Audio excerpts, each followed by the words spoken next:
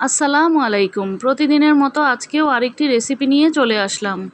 আজকে একদম পারফেক্টভাবে মিষ্টির দোকানের মতো দানাদার লাড্ডু তৈরি করে দেখাবো। শুধুমাত্র 1 কাপ বেসন দিয়েও যে এত মজার লাড্ডু তৈরি করা যায়, তৈরি না করলে বুঝতে পারবেন না। চাইলে একবার এই রেসিপিতে ট্রাই করে দেখতে পারেন। তৈরি করার জন্য আমি এখানে একটি বাটিতে 1 কাপ বেসন চেলে নেব। ছাঁকনি দিয়ে আমি বেসনগুলোকে চেলে নেব, যেন ভিতরে লাম্পস বা দলা পেকে না থাকে।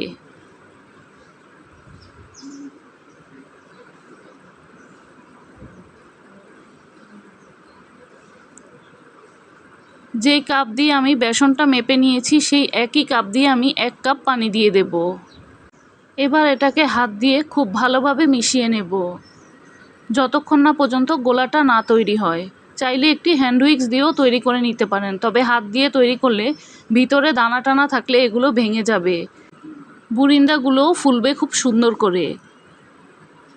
দেখতে অনেকটাই ঠিক এই রকম হবে। এর চেয়ে খুব বেশি পাতলা বা ঘন করা যাবে না। একটি চামচে এভাবে কোট হলে বুঝবেন যে গোলাটা তৈরি হয়ে গেছে। এখন আমি এটাকে 10 মিনিটের জন্য একপাশে রেখে দিয়েছি। 10 মিনিট পর আমি এরকম একটা বাটি নিয়েছি। এটাকে আমি ছিদ্র করে নিয়েছিলাম একটি মোটা সুইয়ের সাহায্যে। এবার তেলটাকে গরম করে নিয়ে আমি এইভাবে করে দিয়ে দেব। চাইলে আপনাদের কাছে জালি চামচ থাকলে ওইটা দিয়েও দিতে পারেন।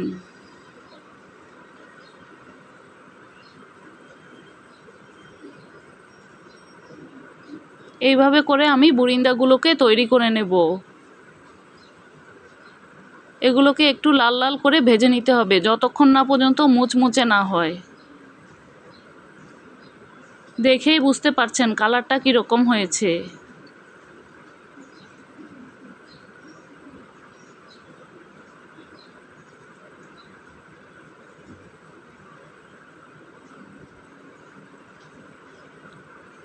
এভাবে করে আমি সবগুলো বুরিন্দাকেই তৈরি করে নেব। এগুলো মুচমুচে হলে ভিতরে খুব সহজেই শিরাটা প্রবেশ করবে। এভাবে করে আমি সবগুলো বুরিন্দাকেই ভেজে নেব। সবগুলো বুরিন্দা আমি একইভাবে ভেজে নিয়েছি।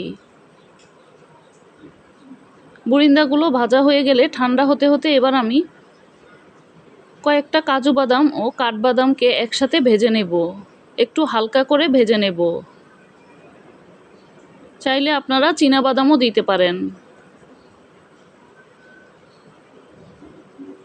বাদামগুলো ভাজা হয়ে গেলে ঠান্ডা করে নিয়ে আমি এভাবে গুঁড়ো করে নিয়েছি। একটু দানা দানা করে গুঁড়ো করে নিয়েছি। এবার একটি প্যানের মধ্যে আমি 2 কাপ চিনি দিয়ে দেব।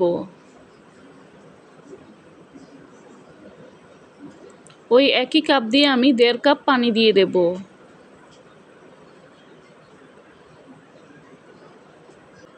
এবার নাড়া দিয়ে মিশিয়ে দেব, যেন চিনিটা নিচে দলা পেকে লেগে না থাকে।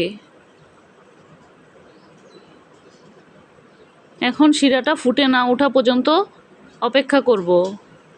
শিরাটা যখন খুব ভালোভাবে ফুটে উঠবে, তখন আমি ভেজে রাখা বুরিন্দাগুলোকে দিয়ে দেব। শিরাটাকে খুব বেশি ঘন করার দরকার নেই।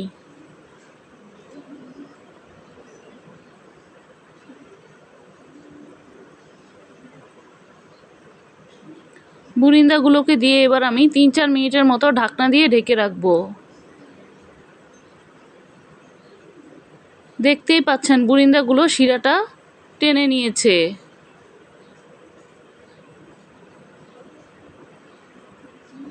এখন আমি 2 চিমটি এলাচ গুঁড়া দিয়ে দেব, আর গুঁড়ো করে নেওয়া বাদাম, 4 টেবিল চামচ গুঁড়া দুধ। এবার সবগুলো উপকরণ একসাথে একটু ভালোভাবে মিশিয়ে নেব।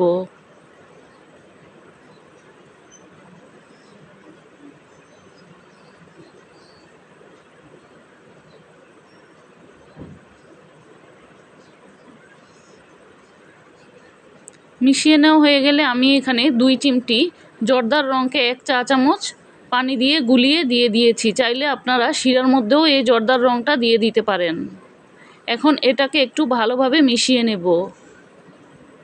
ভালোভাবে মিশিয়ে নেওয়া হয়ে গেলে এখন চুলাটা বন্ধ করে দেব। ঠান্ডা না হওয়া পর্যন্ত অপেক্ষা করব। এটা যখন ঠান্ডা হয়ে যাবে, হালকা গরম থাকবে, হাত দিয়ে ধরার মতো, তখন আমি হাতের মধ্যে কিছুটা ঘি লাগিয়ে নিয়ে গোল গোল করে লাড্ডুগুলোকে তৈরি করে নেব।